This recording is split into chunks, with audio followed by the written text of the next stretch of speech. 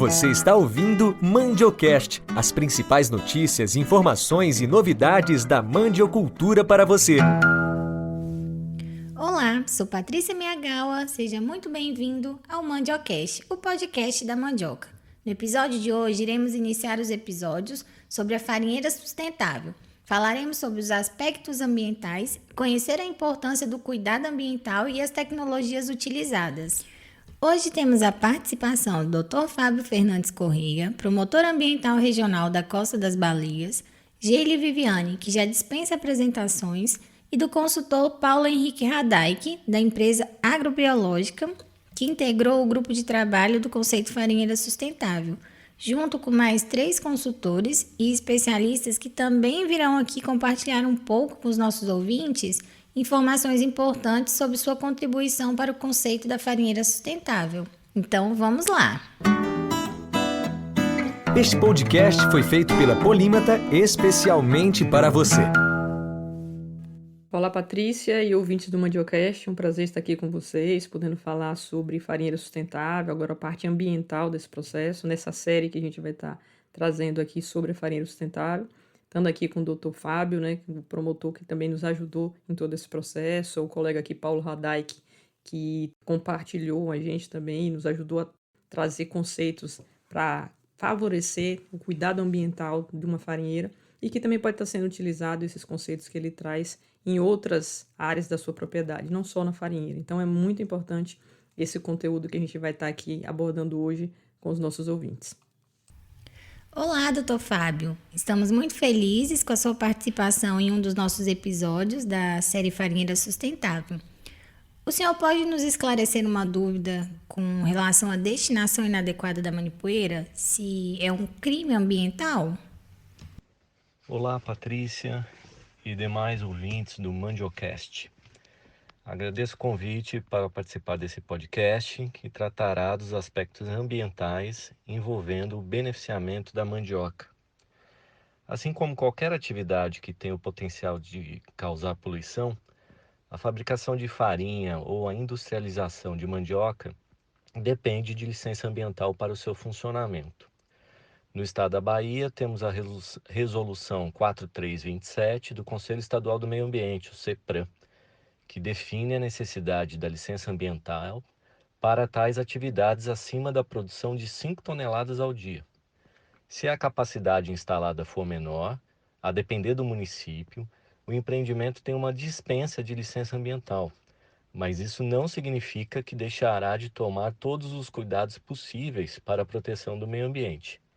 No processo de produção da farinha, há a extração de um líquido extremamente tóxico, que é o ácido cianídrico. Infelizmente, o seu descarte é feito de forma irregular, muitas vezes em recursos hídricos, o que pode trazer sérias consequências à saúde das pessoas e dos animais. A lei que estabelece sanções penais pela conduta a atividades lesivas ao meio ambiente, que é a Lei 9.605, de 98, caracteriza como crime a poluição de qualquer natureza que possa resultar em danos à saúde humana ou que provoque a mortandade de animais ou a destruição significativa da flora. A pena para esse crime é de reclusão de 1 a 4 anos e multa. Agora, se houver, por exemplo, poluição hídrica que torne necessária a interrupção do abastecimento público de água de uma comunidade, ou se ocorrer a poluição por lançamento de resíduo líquido em desacordo com as exigências estabelecidas em leis ou regulamentos, a pena desse crime pode ser de 1 a 5 anos. E essa questão do descarte irregular de manipoeira, há alguns anos atrás chegou ao conhecimento da Promotoria de Justiça Regional Ambiental de Teixeira de Freitas, que é uma promotoria de justiça voltado muito às questões da zona rural, de adequação ambiental de imóveis rurais, envolvendo aí todas as atividades desenvolvidas em seu interior. Tratava-se de um conjunto de farinheiras situadas em uma localidade na cidade de Alcobaça e buscou-se identificar os responsáveis por tais farinheiras, a fim de que regularizassem as atividades.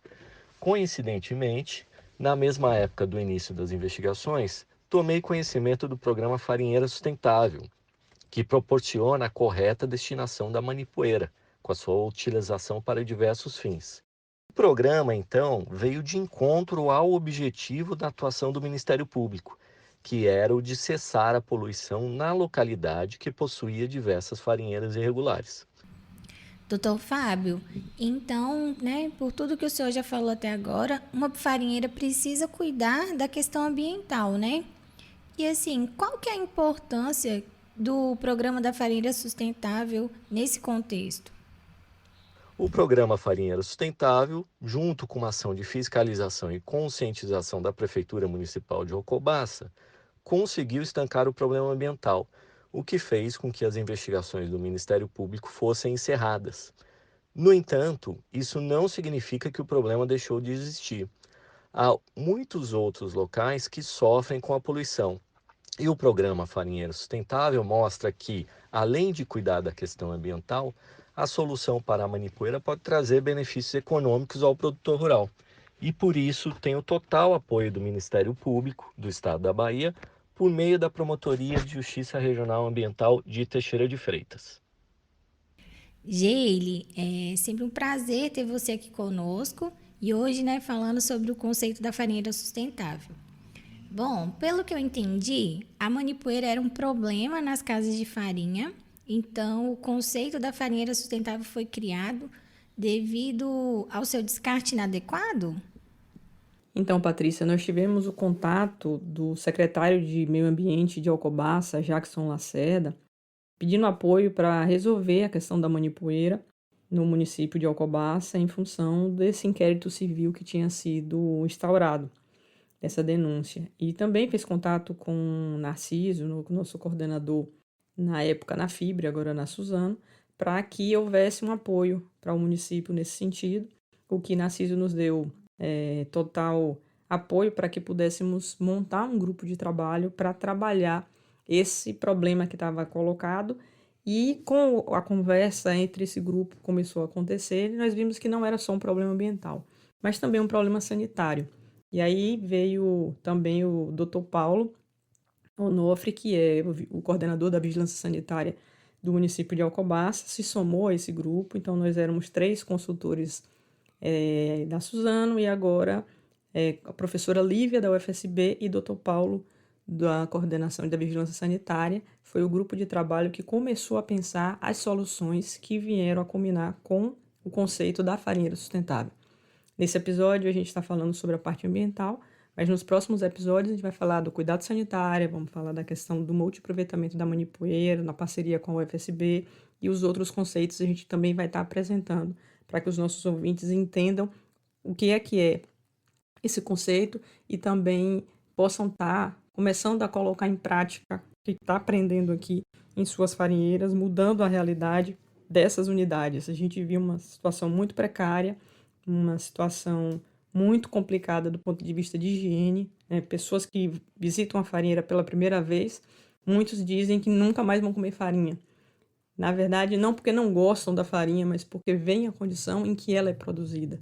Então, poder organizar esse processo, qualificar esse processo, favorecer com que os donos das farinheiras saibam por onde começar essa transição, essa qualificação da sua unidade de beneficiamento. Temos trabalhado também com o Banco do Nordeste para a gente ter uma linha de financiamento que possa atender à necessidade das farinheiras, para que a gente possa ajudar a mudar essa realidade das farinheiras, não só no município de Alcobaça, mas como no extremo sul como um todo, e também irradiar essas informações para outros lugares. O primeiro passo nessa construção do conceito foi de elaborar uma pesquisa. Isso foi feito junto com a UFSB, para que a gente pudesse conhecer a realidade das farinheiras no município de Alcobaça. Então, nós entrevistamos aí 67 farinheiras para entender todo esse processo. E a partir daí, a gente, sabendo, né, o contexto, tendo um extrato dessas farinheiras, a gente pôde começar a fazer o desenho do passo a passo, do que era necessário para atender ao maior número possível de farinheiras, com o desenho do conceito que estava sendo elaborado por esse grupo de trabalho. Geile, você comentou sobre a pesquisa feita com a UFSB. Você pode falar mais para a gente sobre essa parceria? A pesquisa, Patrícia, foi feita em parceria com a professora Lívia. Ela teve uma aluna dela que estava envolvida diretamente na pesquisa, a Luísa. A gente teve a Luciana também, que era uma colaboradora da Polímata, que pôde estar junto com a Luísa aí, fazendo essas entrevistas, visitando cada uma das farinheiras, conversando com os donos das farinheiras e vendo essas necessidades, né, fazendo esse questionário para levantar as informações, vendo se os equipamentos eram equipamentos já elétricos, eram equipamentos ainda manuais, quais as condições construtivas das farinheiras. E a partir daí a gente conseguiu ter um diagnóstico melhor. Esse diagnóstico, os resultados dele foi publicado em janeiro desse ano, saiu na revista Agrotrópica, então já está publicado, já está sistematizado e público esses dados, para que as pessoas possam conhecer como era a linha de base, né? Quando tudo começou, qual era a realidade das farinheiras do município de Alcobaça.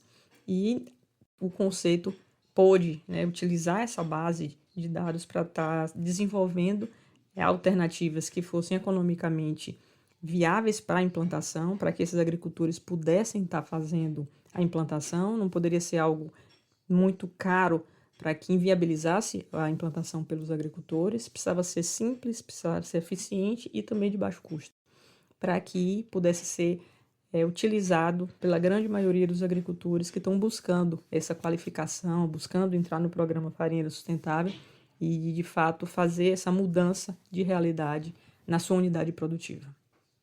Com todo esse contexto, né, que já foi esclarecido até aqui sobre esse problema com a destinação correta da manipoeira, como que deve ser feito o armazenamento? O armazenamento da manipoeira, Patrícia, é relativamente simples. Nós temos usado caixas de polietileno, né, caixas d'água. Muitas vezes a gente aproveita a caixa d'água que já tem na própria farinheira e coloca uma caixa nova para fazer o beneficiamento da mandioca, né, utilizando a caixa. Se ela não tiver furada, mesmo ela estando velha, não tem problema, a gente coloca ela. Ou se não tem, a gente usa uma caixa nova para adaptar, né, diretamente da prensa, para que ela saia da prensa diretamente para a caixa, sem ter uso de água, né, para que a manipoeira ela saia pura, e a partir dela pura, depois que ela passa por todos os processos de decantação, pelo tempo necessário para cada tipo de utilização, é necessário ter um tempo de espera. Então, a gente vai ter um episódio específico aqui para a gente trabalhar só o multiaproveitamento da manipoeira, para que a gente possa entrar em mais detalhes. A professora Lívia vai estar com a gente nesse episódio também, junto com seus alunos, para que a gente possa estar explorando um pouco mais a questão da manipoeira, tá? Então, esperem aí os próximos episódios que vão estar falando de vários temas da farinheira sustentável e um exclusivo sobre multiaproveitamento da manipoeira.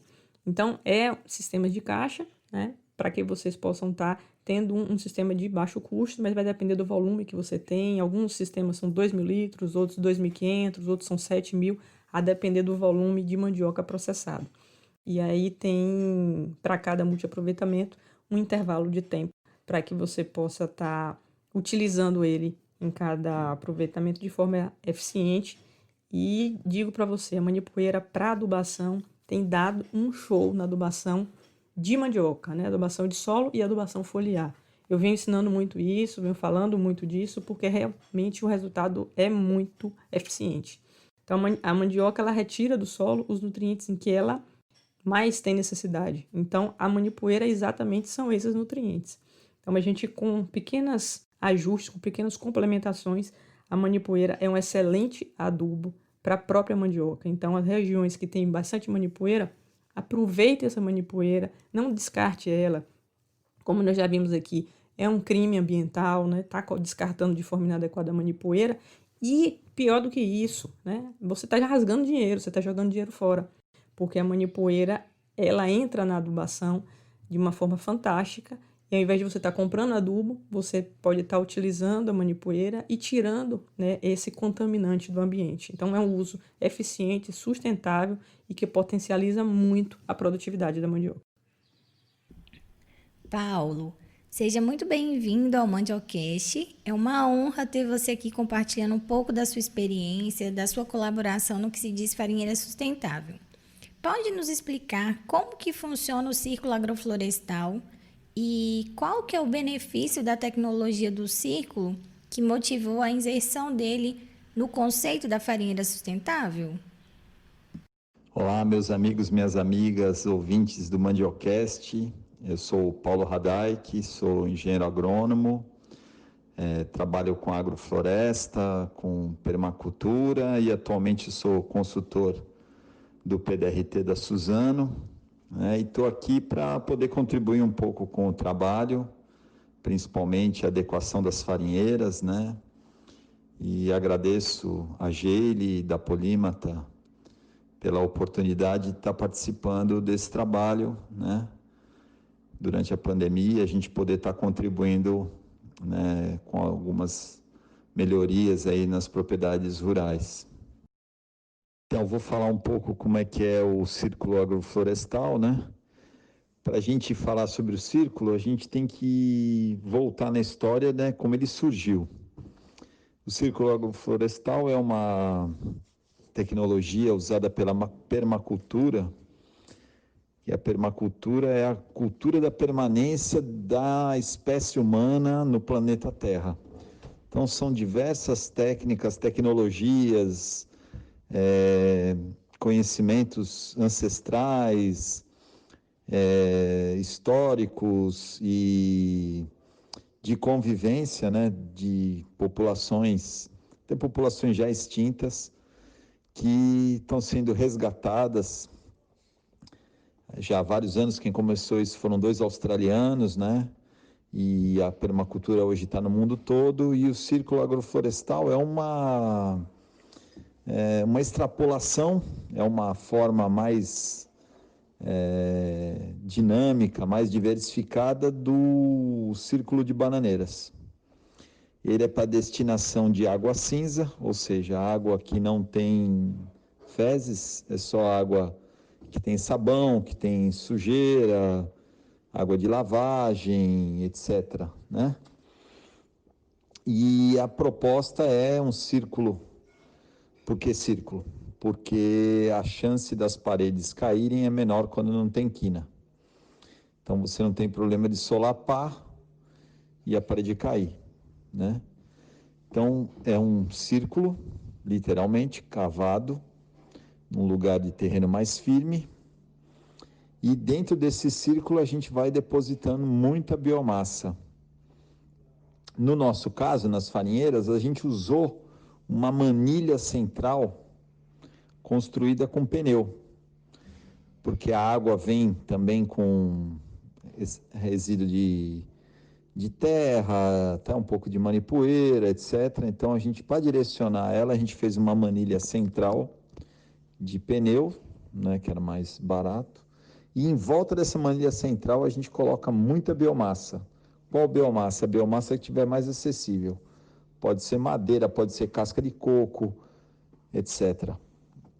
O que a gente tiver de biomassa, essa biomassa vai fazer um filtro, evitar o mau cheiro e evitar a proliferação de insetos. Então a gente está sempre reabastecendo. Ao mesmo tempo, quando essa biomassa degrada, ela vira alimento para o solo, para as raízes. Então, em volta desse círculo, a gente planta não só bananeira, a gente fez, por isso que a gente chama ele de círculo agroflorestal, a gente fez consórcios pensando nos estratos das plantas, né?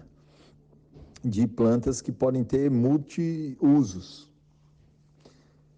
como eucalipto, guando, açaí, própria bananeira, horta, hortaliças não que a gente não vai consumir a raiz, né? Taioba, e aí a gente planta em volta flores para embelezar.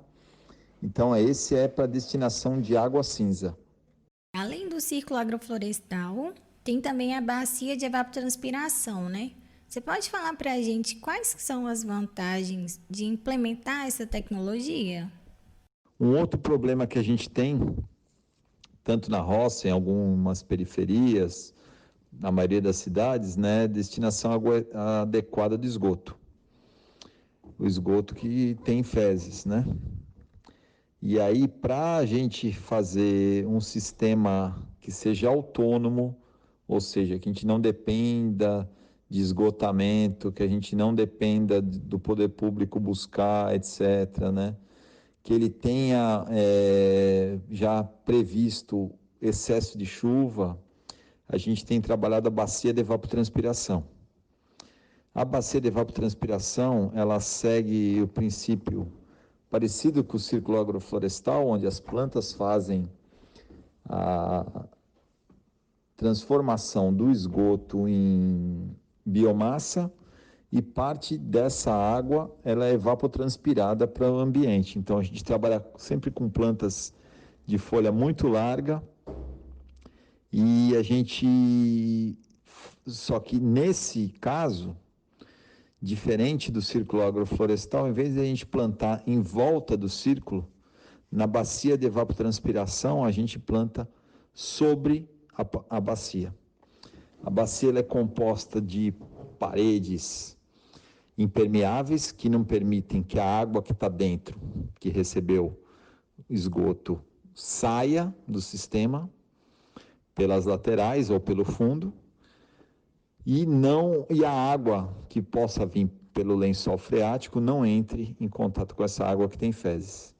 Então, a primeira coisa, a gente veda todas as paredes e o fundo. Depois a gente faz camadas sobrepostas de material com diferente granulometria, né?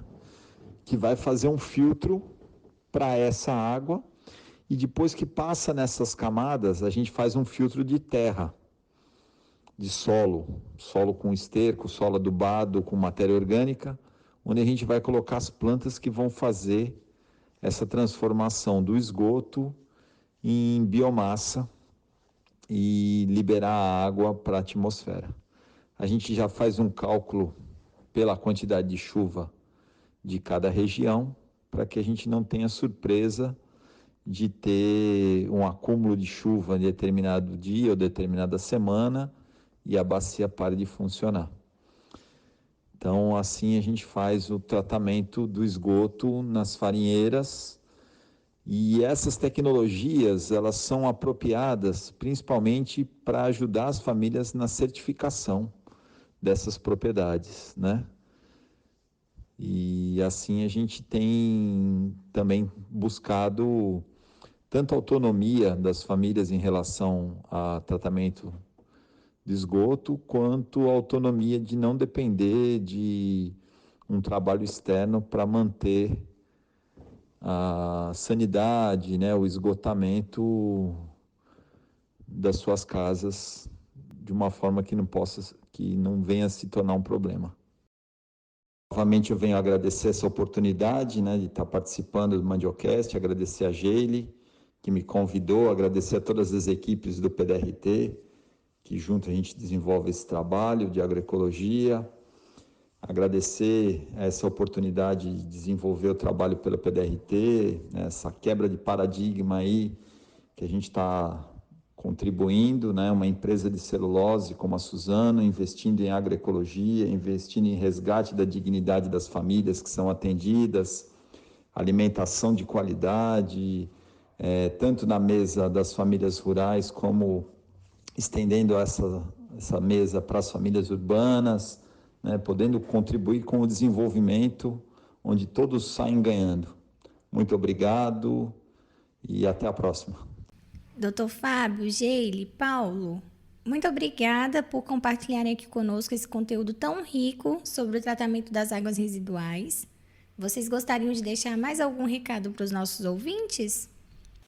Patrícia, queremos deixar aqui como mensagem final para os nossos ouvintes nesse episódio a importância de trabalhar a qualificação da sua unidade de beneficiamento. O programa Farinheira Sustentável ele foi pensado para o agricultor, para que seja um processo economicamente viável, mas que potencialize não só a questão ambiental, não só a questão sanitária, mas a questão da sustentabilidade do negócio dele. Porque uma vez que você tem um trabalho muito bom de produção de matéria-prima, aumenta a produtividade, você aumenta a taxa de conversão e você tem um rendimento melhor desse resultado da farinha, em farinha.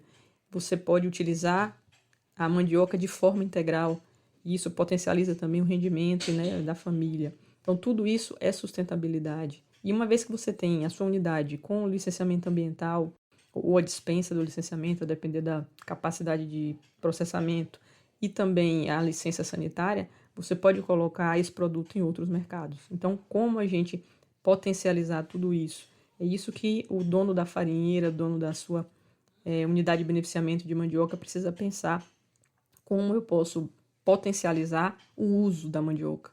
Farinha é um produto, eu posso fazer muitos outros produtos, eu posso utilizar de maneira mais eficiente tudo que eu tenho a partir da mandioca e posso também estar começando a pensar no processamento de mandioca de mesa. Então é só atentar para esse processo, a gente quer chamar a atenção, nós estamos produzindo uma série de vídeos agora, vídeos curtos, que é a série Mandioca, no canal do YouTube da Polímata. Então se inscreva no canal, ative as notificações e fique por dentro. Toda semana sai um vídeo novo falando sobre mandioca, para que a gente leve cada vez mais conhecimento, cada vez mais informações até vocês, tá? Então um abraço e até o nosso próximo episódio. Este foi mais um dos nossos episódios do Mandiocast. Espero lhe encontrar no próximo. Participe conosco, mande sua mensagem pelo WhatsApp 739-8861-1631 ou no e-mail contato@polimatasoluções.com. Essas e outras informações, acompanhe conosco pelas redes sociais @Polímata Soluções ou pelo nosso site www.polimatasoluções.com.